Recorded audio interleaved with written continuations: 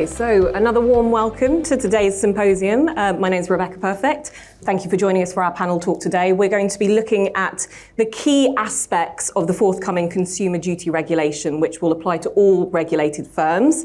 The regulation is going to be coming out on the 31st of July 2023, which means that you will all need to know what is required and what action needs to be taken in both the short and also the long term as well. So before we begin and before I introduce my fantastic panel that's here today, I just wanted to share some insights that the team here is currently conducting with members of the Air Club on consumer duty. And I think this will be some really fascinating food for thought for all of you as well. So a couple of points here. 1 in 5 or 20% of advisors who have responded so far to this research have said that they are either unprepared or unaware of the changes being made to consumer duty.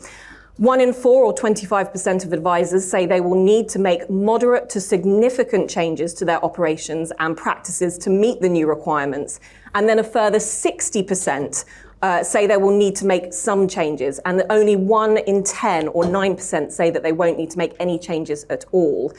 And in terms of those changes, now this is quite an interesting one because it's almost a 50-50 split on this. The areas advisors report as requiring the most attention are actually changing the way that they document the advice that they provide. That's about 49% were saying that.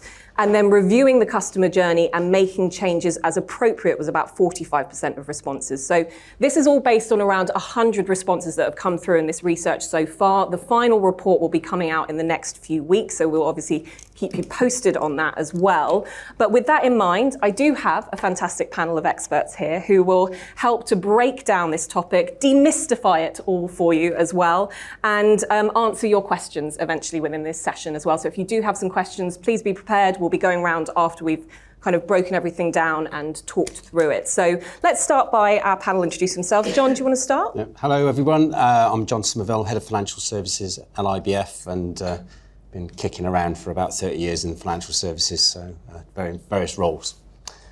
And David? Thank you. Good morning, everyone. David Forsdyke. I'm the head of the later life finance team at Knight Frank Finance. I've been involved in the equity release world since around 2005. I've previously worked for the regulator, also as head of compliance for what is now Canada Life Home Finance. And I continue to support the Equity Release Council. I've held various different roles with them, including a couple of years on the Standards Board, and I currently sit on their Risk Committee. Fantastic. And Charlotte? Yeah, thank you. Hi, I'm Charlotte Allen. I'm Chief Compliance and Risk Officer for Key Group. Joined Key about a year ago. I've been in compliance just over 20 years in various different businesses, including Deloitte, consumer credit and mortgage lending. Brilliant. Okay, so what we're going to do is break up the first half of this session by breaking that down into 3 different areas, which we're going to be talking through, and then the second half of the session will be for your questions. So let's start by looking at the first section of this, which is consumer duty and understanding the changes. So Charlotte, I think this is a good one for you to give us that kind of general overview of consumer duty and how we actually define what this change is. Yep, no problem. So apologies for any of you who already know this. I hope I'm not teaching you how to suck eggs, but in a nutshell for me, consumer duty is a brand new principle being brought into the FCA's rulebook, and it's effectively replacing 2 of the existing principles today, that being 6 and 7, which is treating customers fairly and being clear, fair and not misleading. And what it's doing is, although those principles will stick around, and we won't kind of go into detail on that because it's nuances, it's bringing in a higher standard. So I think, a few people have asked, is it just kind of a rebrand of TCS? My advice would be, no, it's really, really not. It's actually bringing in a much higher standard in the regulator's eyes than they see today. And that's not just about our sector, but about the entire financial services sector. And as a result, I was interested when you're talking about the results of the survey, people saying who they're not going to have to make any changes. That's amazing. That is really, really good if that's true. And given the fact that the consumer duty, this new principle 12 is bringing in a whole raft of new rules and guidance within the FCA's handbook, my kind of counsel on that would be just sense check that thinking and absolutely document it, because if you genuinely don't have to make changes, just make sure you can prove that you didn't have to do anything off the back of this new duty. And I think probably what we'll talk about a lot today are the 4 outcomes within the duty. So what I would say is delivering good customer outcomes isn't new. It's been around forever. But what the FCA is trying to do is demonstrate that treating customers fairly is no longer enough. So it's not just about being fair, it's making sure that we actually get good outcomes across the customer's life cycle, across the product life cycle, whether that's point of advice, per sale, many years down the road, particularly in the ER world when you think about our lifetime mortgages. So I'll just quickly summarise the 4 outcomes just so we can kind of articulate what we're going to talk about. So the duty is looking at making sure we deliver those good outcomes across 4 key areas, and they are products and services, fair value or price and value, consumer understanding and consumer support. And effectively what that means is customers are getting the products that deliver to their needs, deliver benefits to their needs, that are value for money. So that they're not overpriced, they deliver equivalent benefits to the price paid by the consumer, and that's both the price paid in advice and also the price paid over the term of the product. That the customers are given the right information at the right time to make the right decisions to understand the product. Always a challenge when we know how complex this one can be. And then lastly, that they get that appropriate level of support throughout the life cycle of their journey. So the FCA, and I think probably quite rightly, has a bugbear that firms spend a lot of money at point of acquisition to bring customers in through the door. But what happens once they've had that advice, they've taken the product? What happens 5, 10 years down the line? Is it still as easy for them to come back and get support and get their questions answered? So it's really trying to reset what the FCA sees as an imbalance between point of acquisition and post-sale. Okay, fantastic. Now, a bit of nodding from you two over there. Before we move on, is there anything else you'd like to add to that, David or John?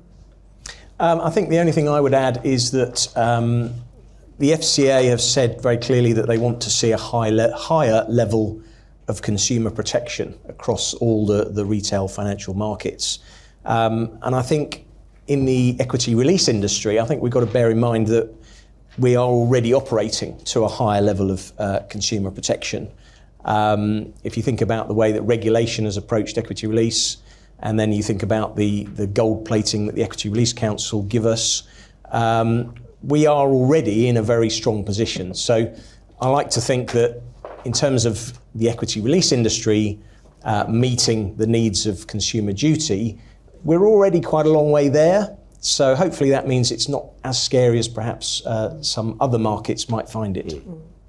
And John, just building on from that as well, I mean, this has been anticipated for quite some time now. Yeah. So if you haven't been prepping for this change, what are the things is there actually quite a lot to do at this point?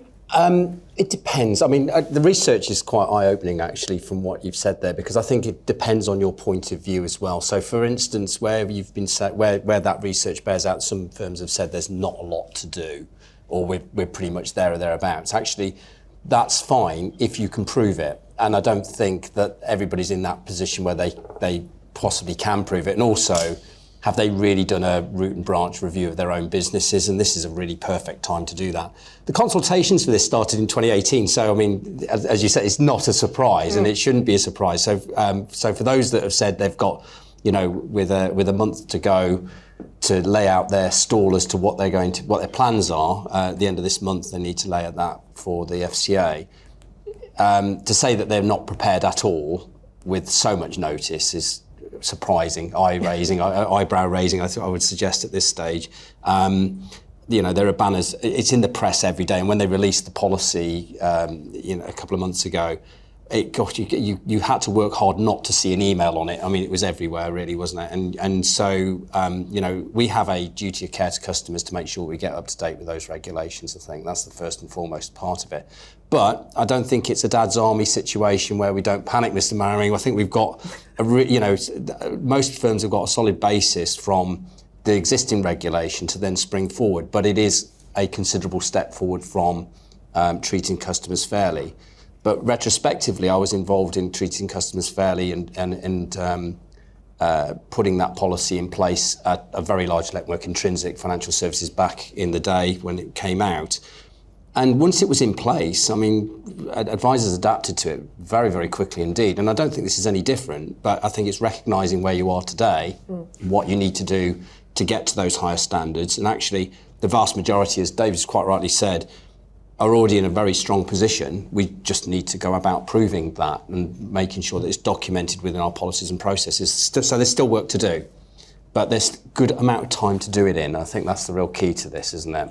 Yeah, absolutely. And in my introduction, I sort of talked about the fact that there's actions that need to be taken in the short and the long term. So David, in terms of kind of key deadlines that firms need to be aware of, can we just go through some of those? And also, can you give us any examples of what Knight Frank is doing at the moment to help prep for all of this? Okay. So in terms of deadlines, I'm sure you're all aware that by the end of this month, you've got to have your implementation plan ready. It's got to go to a board level or an equivalent sort of managerial level and be signed off or approved. Now, obviously, for the smaller intermediaries, that means they might be approving their own plan, but it's just a matter of documenting, right, what is it you're going to do to implement consumer duty? So that's the 31st of October. By the 30th of April, for the providers in the industry, they've got to complete a review of their products, a review of their services, and start thinking about how they're going to communicate any changes that they may make to us in the distribution side of the business. Then by the 31st of July next year, that's when we've got to have our sort of implementation completed, and we've got to be able to confidently say to the regulator, yes, we are complying with consumer duty. And then there's one other deadline. I don't think it really affects too many people here, but by the 31st of July 24, firms have got to check that their existing closed books of business are also complying with consumer duty. So what are they doing for those existing customers in those existing books to make sure they're looked after properly? So that's the timetable, pretty much. If you haven't thought about drawing up your implementation plan, then please crack on and do it quick. Last thing you want is the regulator knocking on the door on the 1st of November saying, can we see your plan, please? You asked for examples of what Knight Frank Finance are doing. So what we've done, I'm pleased to say we have drafted our implementation plan and it is going to our board fairly soon. But what we've done, I sat down with our head of risk and compliance and we said, right, what do we need to do? What is it that the regulator's really asking us to do? Because let's face it, there aren't that many prescriptive rules. The FCA hasn't said, do this, do that, and you'll be okay. They've basically said, look, here's a set of principles and some outcomes that we want you to work towards. So what we've done is we've said, right, let's take the regulators' words. They talk about looking at every stage of the customer journey. So we said, right, let's have a look at our customer journey. Let's have a look at our advice process from end to end, and also the post-sales part as well. And let's look at every step of that journey and try and think of it from the customer's perspective. So what is the customer experiencing at every step? And then try and challenge ourselves against those 4 outcomes that Charlotte's already explained. So just to give you an example, in terms of consumer understanding, in our initial contact with the customer, are we happy and confident that the customer really understands the service that we provide, the range of products that we offer, the journey that we can take them through? Are we happy that we're putting that message across so that they can understand it? Is it in plain English? Is it accessible to everybody? And we're just asking those challenging questions all the way through the process. We've started some of that, and what we're finding is in some parts, we're really happy with what we're doing. In other parts, we're beginning to see that there are some gaps, some improvements that we can make. So again, it's a matter of, right, let's make sure we document what we're doing to improve those bits. So it might be just, stripping down the fact find a little bit and changing some of the questions or adding some extra questions in just to help us explore things with the client, help us test the client's understanding in those areas. So hopefully that helps with a few tips if you guys have been scratching your heads. Well, that actually leads us on quite nicely to the second part of this breakdown of this session, which is actually looking at those practical steps in a bit more detail, what you need to be prepared for, what the future actually looks like once these these changes come into effect. So, John, let's go back to you. What does the industry actually need to do now to stay compliant? I mean, there aren't massive leaps that need to be made, but there are practical steps, as we say, in this kind of short term. Can you kind of expand on that? Yeah, I mean, so once the firms have done their implementation plan and they've got a good and full understanding of what's going to be going on over the coming months, this is a perfect opportunity to really start upskilling people within the business. And obviously I'm coming from an educational background, so you know it's no surprise that I would be advocating this. But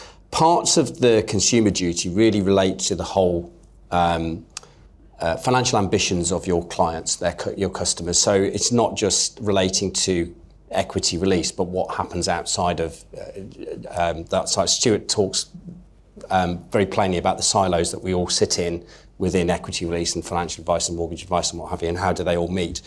Well, if you are an equity release advisor, you need to be able to recognise that there are other needs out there for your consumers. And how do you do that? How do you document that you've recognised it? And what do you do to then refer that on? And we've already had a discussion about referrals and referral services and that sort of thing for potential dabblers, but also if you have taxation issues, if you have inheritance taxation issues, which of course a lot of your consumers will have, what is your process? What does it look like? So there's a process and there's an upskill of the people around that. I think that's quite important. The other thing, and I was just sort of referring back, I was thinking about the examples that David's just been going through as well. The document itself is 120 odd pages long for consumer duty from the FCA. So it's a riveting read, as you can imagine. But what's really good about it is within it, the FCA have actually listened to the industry, and they've put in practical examples within the policy document. And I absolutely urge everybody, if you want to learn something about consumer duty, go and read those examples and you'll get it. And it's a really good way of getting a good thorough understanding of what the FCA are actually getting at when it comes to the implementation of consumer duty. If there's one big tip, I'd definitely give you that today, because I think it's a daunting document, 120 pages. I'll read that later. I mean, who's not going to put that to one side? But those examples are absolutely terrific. But it's educating yourself if you're not, and the research bears that out really, as far as how many people aren't even aware of the changes and potentially what's coming up. I think everybody refers to it as treating customers fairly on steroids. It's not that at all. It really isn't. I mean, it's far from it. It's not. It's not just beefing up what's already there. This is a sea change into what you need to be doing for your consumers and getting the right outcomes. And it's outcomes led. So by being able to, if you can't complete that service for your client, how are you going to make sure that they've got the full service? How are their overall financial ambitions going to be met? And how are you going to refer that on to people if you're not the specialist in that area? And let's be fair about it, unless you've got a brain the size of our local economist, who was on earlier on, you won't have an expertise in every single advice strand, and we wouldn't expect you to. But obviously, to be able to service a consumer, they need to know where they are within the process. So. Yeah, absolutely. And Charlotte, do you have anything to add to that point? Yeah, a couple of things. When I think about it practically that firms or intermediaries can be doing right now, I think one in particular is thinking about the friction in the journey. So when you think about consumer support, what the FCA is looking for is it's not expecting everybody to be perfect. There's loads of different complexities in the supply chains and the value chains, but where's the common friction that potentially you can influence? And the FCA is really, really clear there's positive and negative friction. So positive friction being customer can't just go and take this product really, really quickly. They need to really make sure they understand it. So they're not saying get rid of all friction. They're just saying recognise where there's necessary friction and where there's friction that we should actually be working to eradicate. So I'd be looking at things like common causes of complaints, common customer feedback, even if it's post-customer surveys, the types of questions you even get maybe 6 months down the line, even longer, that potentially there's things you could enhance up front to kind of remove some of that. So I think that's one piece. And then the other piece, Jason talked about the April deadline, which is when the providers have to have done their reviews and be ready to give information out to all of the intermediaries over the products. It's probably, you don't need to wait for that point because I think there's still work we can do today. So for example, the point of that deadline is providers under the products and services outcome have to make sure that there's a clearly defined, at a granular level, target market for all of their products, and then be communicating that with their intermediaries so that we know who we're supposed to be advising on these products to. So I think although the providers clearly need to do that piece of work and communicate all of that information to you, there is also an element that you can look at what you already get today and think, actually, where are my gaps and where do I maybe want to be already asking some of these questions? So I don't think it's a case of necessarily needing to wait till April, although clearly there are dependencies, but I think there's work that can be done now. Yeah, absolutely. Now, David, one of the 4 outcomes is price and value, and let's talk a little bit about the challenges that are surrounding this at this point. Okay, so for me, this is quite a difficult one. I'm 100% with Stuart around the fact that the equity release industry needs to break out of the silo. We need to be either giving advice on a wider range of products, or we've got to have very clear referral lines for those other products. And most importantly, we've got to have advisors that understand when equity release might be the right answer, when a different product might be the right answer, and they're giving the best possible advice to clients. But I think the industry has a bit of a challenge around that, and that challenge is in terms of procuration fees. We are in a situation where equity release products versus retirement interest only and other mortgage products, the procuration fees are very different. Now, we in the room understand why that is the case, but from the consumer's perspective, doesn't look quite right, does it? It looks a little bit unbalanced. So I think we've got to challenge ourselves over how do we get over that hurdle? How do we help the client understand that area? How do we help the client understand the differences? Are we comfortable as an industry justifying one procuration fee versus another? I think we've got to perhaps just take a bit of a step back there and think about that challenge and how we go about communicating that and delivering that in a way that the FCA is going to be comfortable. Yeah, absolutely. Charlotte, do you have anything you want to build on that as well? Yeah, I think look, all of our products and services have to go through this fair value assessment, and the FCA and so this isn't a criticism of any kind of part of the sector, the FCA doesn't expect firms to have already done this to the level that they expect. So I think all of these nuances, all of these costs and fees and charges and whatever else comes up throughout the whole life cycle are going to have to go through these fair value kind of challenges. So firms and intermediaries and advisors have got a role to play, one in demonstrating that their own fees, like advice fees, whatever it might be, that's reasonable, and actually you can prove why that's fair value versus the benefit that service provides. And similarly then there's the angle where the providers have to make sure that those products and those fees and commissions that they're paying, they have to demonstrate that that's also fair value. So I think everybody has to do that piece of work, and there will be some interesting questions that will prove it. And I think we, like you say, we know why these fees are at these levels, and we could suggest why they differ. But there will be people in the regulator, consumers, etc., who aren't as familiar. And the key is that we've kind of got that ready and it stands up to challenge and we can show our thinking, I think is the really key piece here. Yeah, absolutely. I just want to jump back a little bit to David as well, because looking to the future, not just the now, what does that look like for the client? And in fact, what does that look like for the regulator as well? So I think what Consumer Duty will hopefully achieve is that the customer has a much more positive experience post-sale in terms of contact from their original advisor, contact from the provider of the product. And that's about making sure that the product is still suitable, still appropriate, still doing what the customer wanted it to do at the outset, or whether any changes might need to be made. So I think that's one difference. I think the other difference is I would hope that consumers will walk away after the completion of a transaction and say, wow, that wasn't quite what I expected. I got a lot more than I expected. I got, people were talking to me about lots of different things here and how this part of my financial planning fits in with all the other parts of my financial planning. I didn't expect that, and I'm really pleased that that's happened.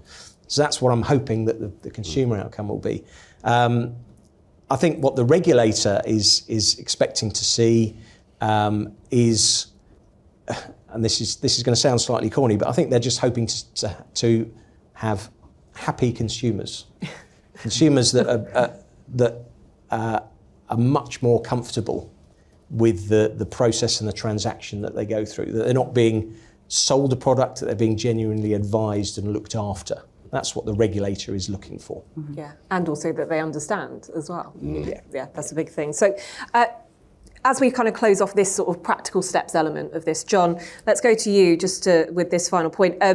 Are advisors acting in the spirit of regulators, would you say? Yeah, this is an interesting one because some advisors will be closed off because it's the regulator. Okay, some people would see it as a bit of Big Brother imposing themselves on their advice process and that sort of thing. But quite honestly, the expert view, and I've spoken to so many experts across the industry, not just in equity release, but obviously we cover financial advice, mortgage advice, etc.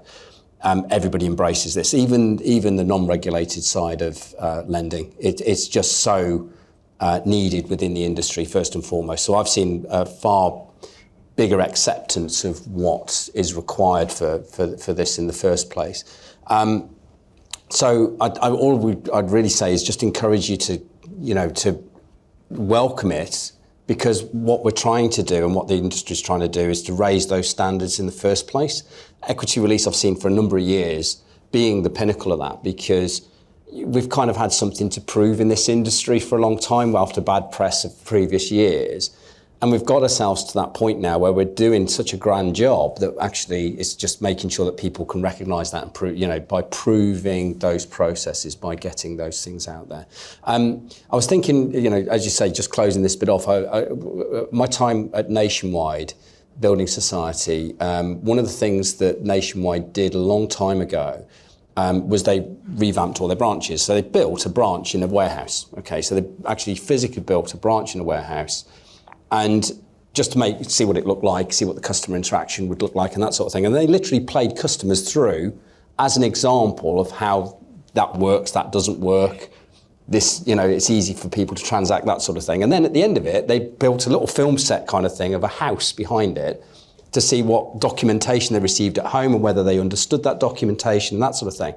How far have you gone to walk in the shoes of your customers through the processes that you do? And I'd really encourage you to do that. That's the first thing. And the second thing, on the reasonableness thing, on the costs and charges, I always think, again, it's a bit of a cliched one, but would you charge your mum and dad the same amount that you charge your consumers? Do you think that's fair value, and what is fair value and what's reasonable and that sort of thing? And I think that's probably where I would come from with that. It's the kind of thing, if you had those loved ones close to you and you think actually that's reasonable, I would certainly, be happy to charge my family that kind of amount, then you're probably on the right lines. Yeah. And if it's, because everybody thinks their charges are reasonable somewhere along the line, don't they?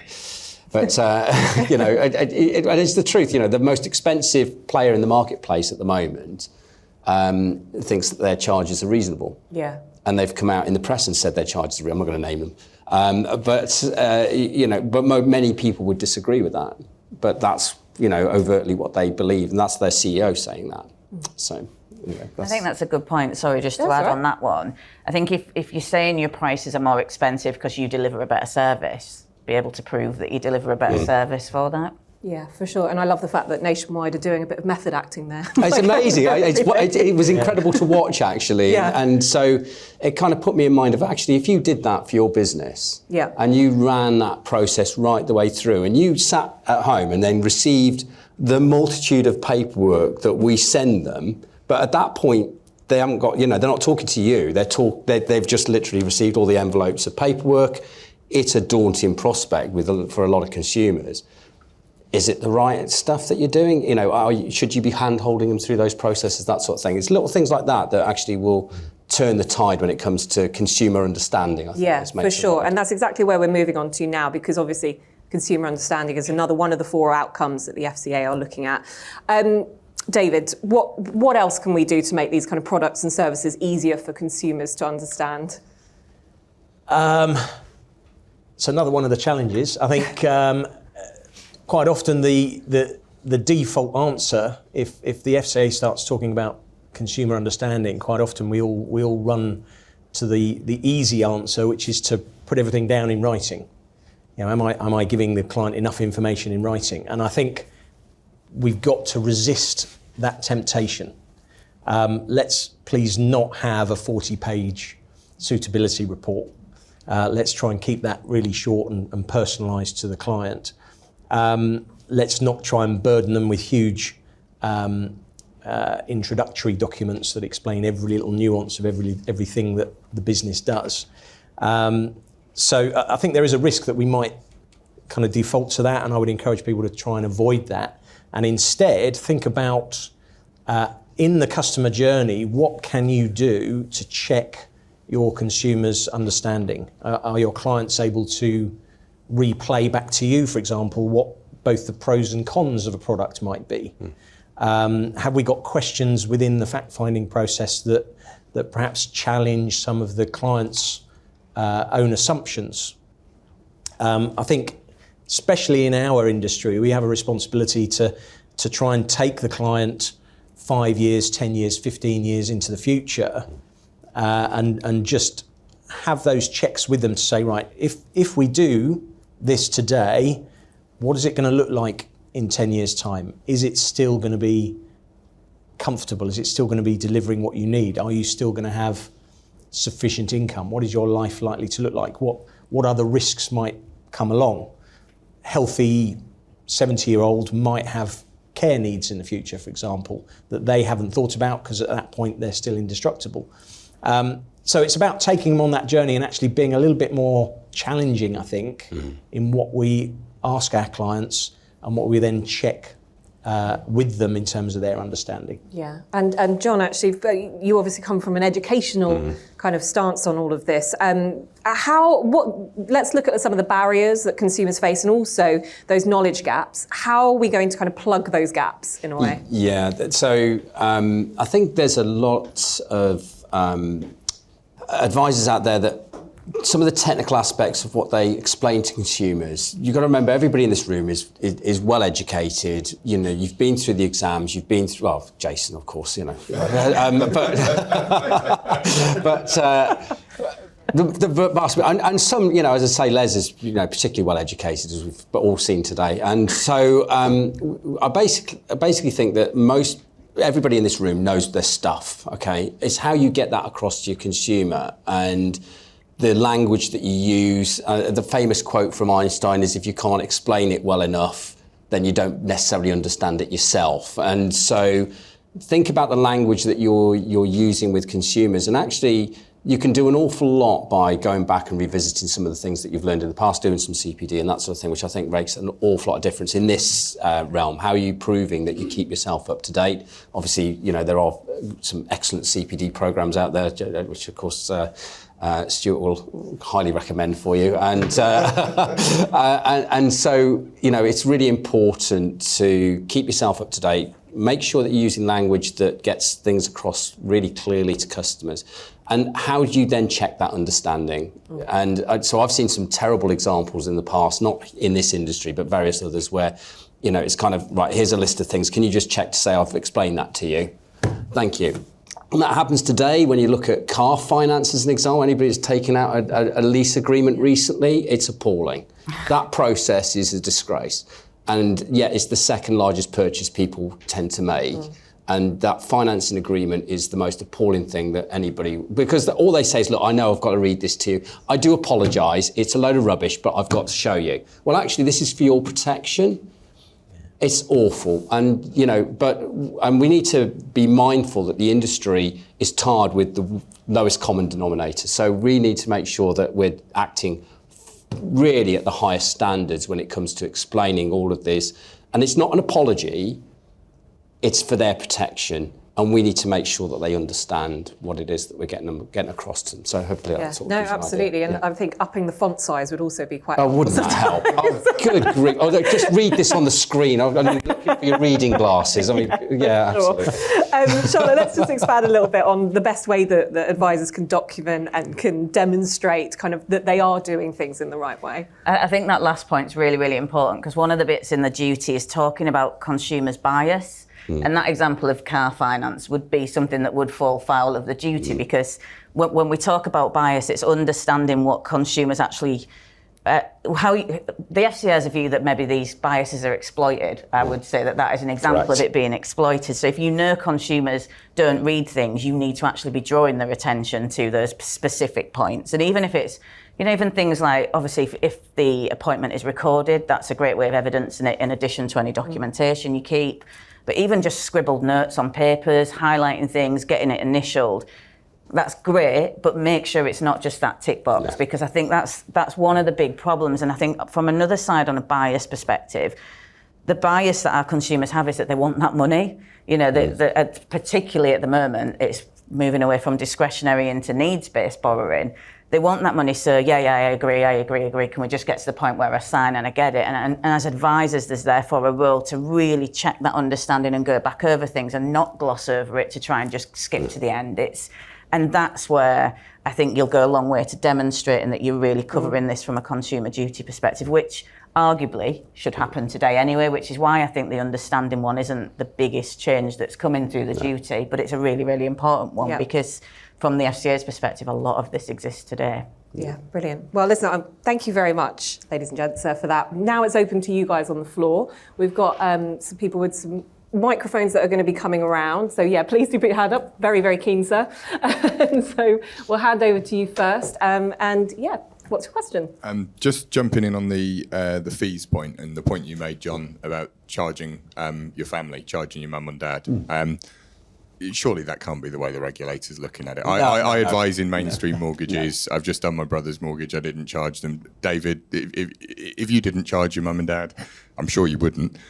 Jacqueline, in your business, Tim, in yours, you wouldn't charge family. That can't be the way the regulator's looking at it, because if you draw that across all... I didn't get my point across well enough for you. Okay, so just what I'm saying is, if you think I charge my customers X amount, okay, and you do that consistently across the board, but you think, well, actually, if another advisor came in to see my mum and dad and charged that amount, would I be happy with it? Yeah, fine, good. Does that make sense? That's fine. No, that's fine. But in relation to the fees, and you touched on it in the discussion, which was great, really, really good points and helps with the understanding.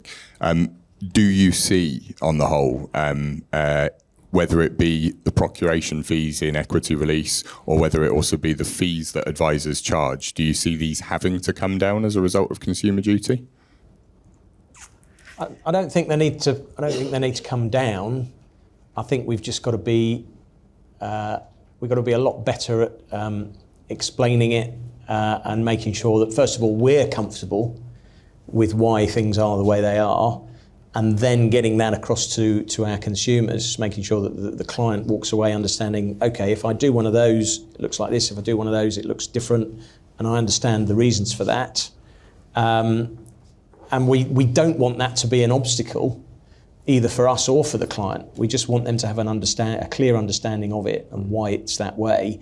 And I think if we can get to that point, then actually delivering the advice will be much easier. Everyone will be much more comfortable. There's no risk of us being, the finger being pointed at commission bias or something like that. Obviously, we don't want to go there. So I don't think it has to change necessarily, but I think we've got to get, as an industry, comfortable with it and confident about it. Surely with the disparity in the equity release market, there's different proc fee models based on the volume that people do. There's different proc fee, the variance in procuration fee paid by lenders is vast. If you compare that to the mainstream mortgage market, which obviously went through MMR, very, very little variance.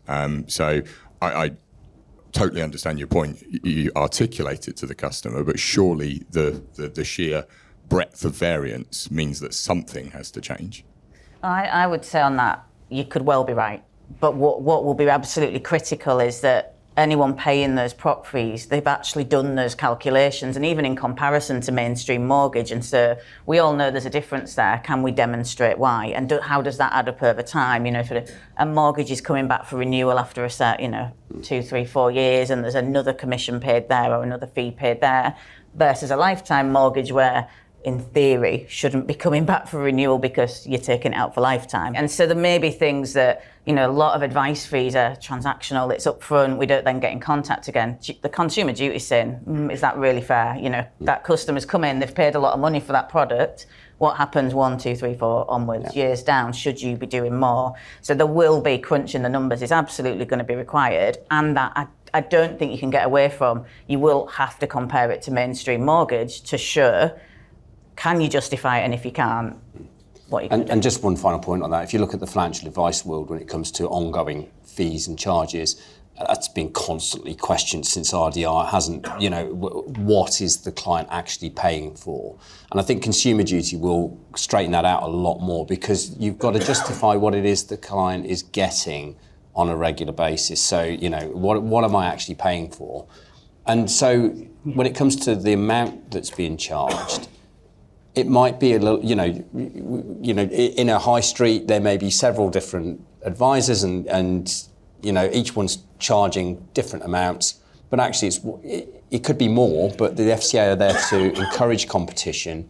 And if you are providing a far higher level of service and your clients are happy with that, and you can prove that, then that's they're not driving prices down. I don't think that's what this is all about. Yeah.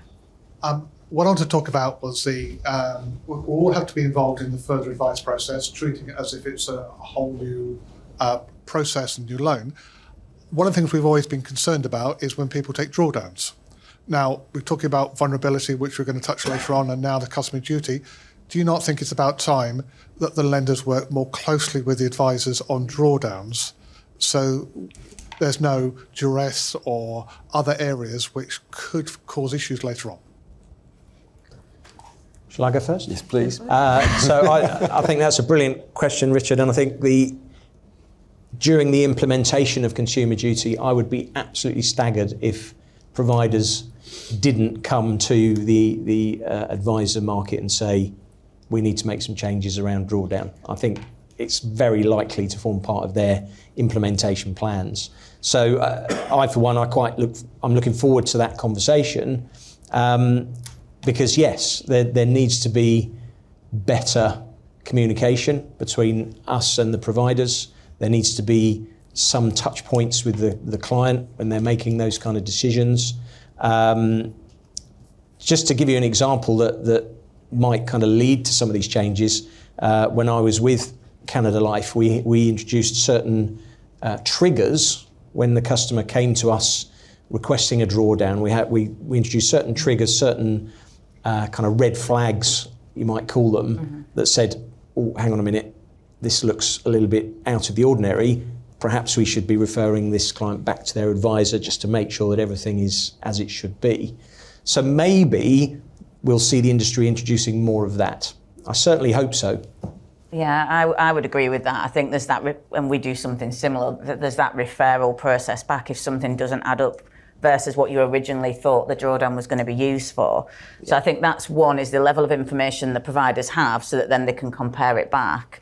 And then I think the other bit that we have to think through carefully as part of the duty is if there's that referral back to advisors, which I'm not saying there shouldn't be, is that going to be a way that costs more for the consumer, and the unintended consequences, advice fees go up to support that level of support, ongoing support. Again, not saying it's wrong, and it has been brought back to the FCA's attention, maybe some of these changes are actually going to drive fees up or costs up for consumers. And as my experience of them has been, well, if that means they get better outcomes, then so be it. But it has to be justifiable that that's actually fair value. So I think some of it seems like, yeah, absolutely, we should do that, but thinking it through, okay, what does that actually add up to for the consumer at the end? Do we have any more questions? Oh, gentleman at the back. Following on from Richard's question, really, is about the communication from lenders to advisors. Now, something I think is a glaring omission is that we are never informed when there is a redemption, which is very commonly when a client has died. Now, one of the most logical progressions from Consumer Duty to me is that advisors need to be building in some sort of review process, which for a lot of us hasn't been there, because usually a lifetime mortgage, off you go. It's transactional. You don't necessarily need a regular handholding. But if Consumer Duty suggests otherwise, and we're expected to send a letter or a phone call every year or two to catch up with a client, there's a very serious risk that we cause upset, annoyance and embarrassment on our side if we're contacting people who have died. Yeah. And the only reason we don't know is because the lender hasn't bothered to tell us. So there really needs to be some joined up thinking. And we talk about advisors being in silos. The lenders are in their silo because they're not communicating with us. And that really needs to be, as a sector, maybe the Equity Release Council can lead that. But it's something I found frustrating for a long time. Yeah, I would agree. I think you talked about at Knight Frank how you map in the consumer journey, and you would hope that lenders and providers are doing similarly. And where do those touch points not exist today? Because I think there are loops, and one of the big bits in the duty talks about feedback loops. And I think that's a really good point, because it's similar to the concept of that tell once that came out a few years ago in financial services. If someone's bereaved, you should only have to tell one part of the business so that you don't get a different part of the big banking group contacting you. Well, it's a similar concept in reality. If it's come through an advice channel, feeding back that actually there's been a change, just FYI. And so I think, I agree with your point. Okay, fantastic. Any more questions? I think we're good. Okay, one last thing I'd like to ask each of you, just to round this conversation off, is just a final bit of advice for everyone here today that you would give just with regards to this duty coming up and what people should do. Just in a nutshell, what would your advice be, John? For me, I think it's kind of plan your learning really, and plan updating your knowledge, and don't just rely on the fact that what you know today has got you to where you are now. There's an awful lot to learn, and there's an huge amount out there that you can really benefit from understanding client needs and outcomes and that sort of thing. And don't be afraid to read up a bit more on the Consumer Duty itself. I know it sounds really, policy documents from the FCA have traditionally never really been riveting reading, as we've said, but actually, I genuinely mean this, and I've read several of them. This one's actually quite reasonable to read, actually, and you can skim a fair bit of it, of course, but in essence, some of the examples, especially, are well worth sort of getting into the nitty gritty of. But prepare yourself. I think we've got a good amount of time between now and next year when implementation comes in. So as a business, really, root and branch review of the business, and if you're a business leader, how are you going to make sure the advisors around you have got the right skills and knowledge to deal with those consumer outcomes, and put them through some learning now. Don't wait, and plan it over the next 12 months. Because the worst situation is you'll get to April next year and all of a sudden, right, okay, I think you should do this. And we know what the economic situation is today. You could have something else going on at that point, and Consumer Duty coming in, so plan it out now. Really think about what you want to learn and do it, but start today. David? Can I have two? Yeah, you may. I think the first thing is, don't be scared about it, don't be worried about it. I think as an industry, especially when you think about equity release products, we're in a really good place. Very good place in the eyes of the regulator. They don't really look at our industry very much because they know we're in a good place. So don't be too scared of it, but do have a look at it and do challenge your own systems and processes in light of those four outcomes. And the second one is comes back to this idea of breaking out of the silos. We all need to make sure that we've got clear and clean referral channels, be it around the mortgage products. If you're not advising on a wide range of mortgage products, make sure you've got clear referral channels for that. Thinking about the type of clients that we're dealing with, make sure you've got referral channels for will writing, for LPAs, for tax advice and so on. Just make sure all of those channels are nice and clear and you're able to communicate that to your clients in a clear way. So that's my two. So, Charlotte. Yeah. I think my last bit of advice would be thinking about how you prove that you're delivering good customer outcomes. So what do you have today that you could point to as your MI that says, this is how I showed that I got a good customer outcome at any point in the journey, whether it's T&C checks, product suitability, complaints, Trustpilot, satisfaction surveys, all that sort of good stuff. I'd be pulling together how I would point to, we deliver good customer outcomes, and then actually where am I not so sure because we don't do anything to check that today, and start from there to kind of close some of those gaps. Fantastic. Well, that just leaves me to say thank you massively to our panel today, and also to you as the audience for your questions and also your time and attention. I hope that's been really helpful. Thank you very much.